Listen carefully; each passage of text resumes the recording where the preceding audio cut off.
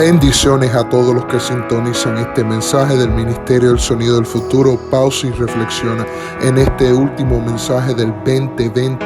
El Salmo capítulo 13, versículo 6 nos dice: voy a cantarte himnos porque has sido bueno conmigo. El Señor ha sido bueno con nosotros durante este año, a pesar de todo lo que ha sucedido a nuestro alrededor y en este mundo.